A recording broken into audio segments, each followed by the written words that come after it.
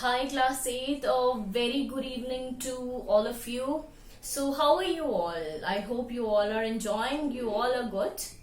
Alright, so class, in last class we were discussing about force and we studied about the properties of force, and then we saw some of the daily activities in which force was being used, and then we discussed about different cases, like we discussed what will happen if both the forces are acting in one direction and in different direction.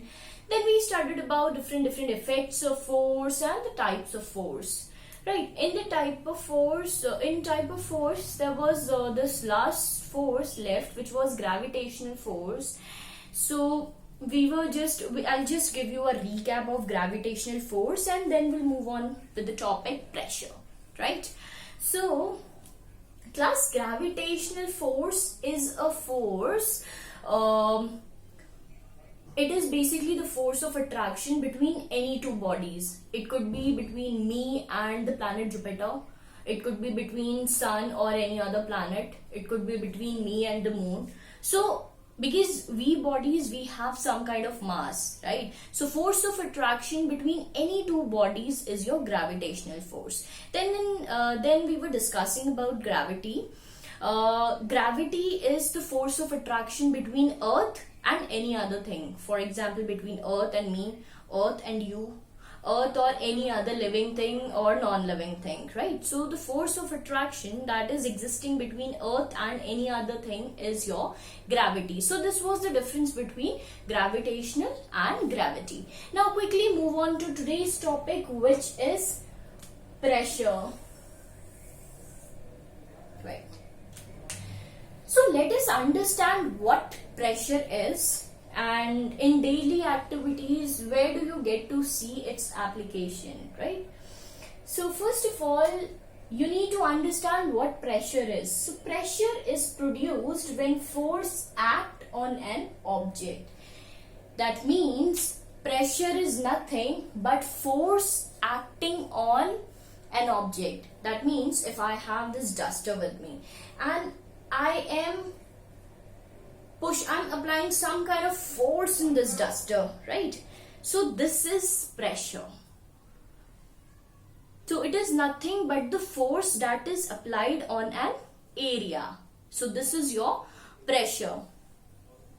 Now, here we have one example. If you see, when we push hard on a piece of wood with our thumb, the thumb does not go into the wood.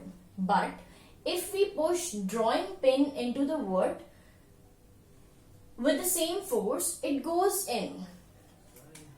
Now class, here I'm going to just give you a short example.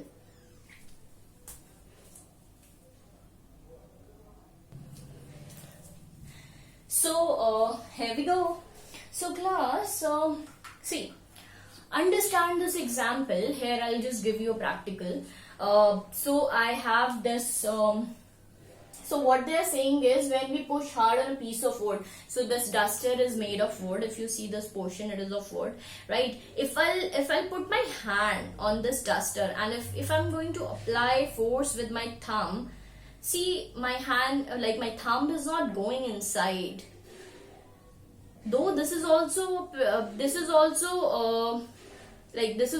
pressure, but still, you know, my thumb is not going inside. But what will happen? The thumb do not go into the wood. Now, as you have seen, my thumb is not going inside the wood. But if you push a drawing pin into the wood with the same force, it goes in. Now, we'll do the experiment with this pin.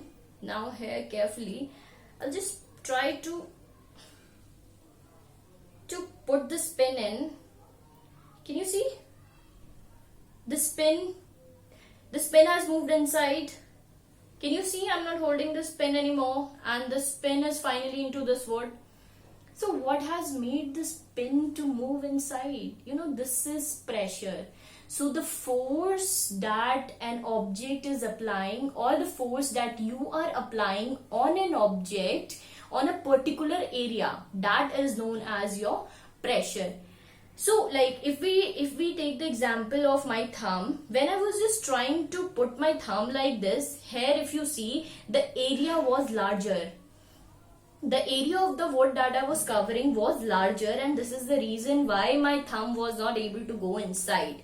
But if you see the pin, if you see this pin is very pointed and the area that this pin is occupying is very less. So whenever there is less area, there will be more pressure.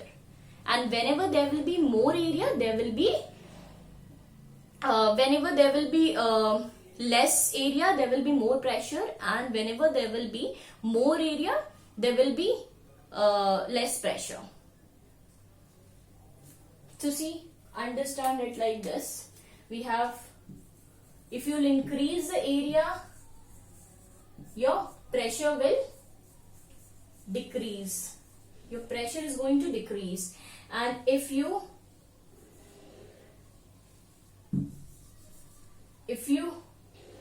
decrease the area, that means if you have less area, then your pressure will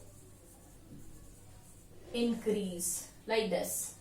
Right, so this was all about pressure. So pressure is nothing but the force acting on a unit area. That means if I am applying force with my thumb on this particular area, so that will be known as pressure. This is my duster and this is the area on which I am applying the force. So this will be called as pressure. And that is why, so see, pressure is a force acting on an unit area. That means on a particular area, how much force is acting. That is your pressure. So the formula of pressure is force upon area. And if you see the SI unit of pressure, it is Pascal. Now class, like when we were studying about force, you saw that the SI unit of force is Newton. And you know, the unit of area is meter square, right? So the unit of pressure is Newton per meter square. You can also call it as Newton per meter square. So its SI unit is Pascal, which is also known as, or you can write it as Newton per meter square. Either you can write it as Pascal or Newton per meter square, it's the same thing. So this was all about pressure. So I hope you have got a rough idea of pressure.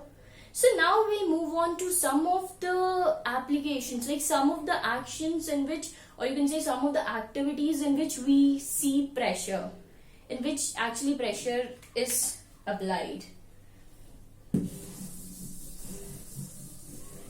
So here we go with some applications of pressure.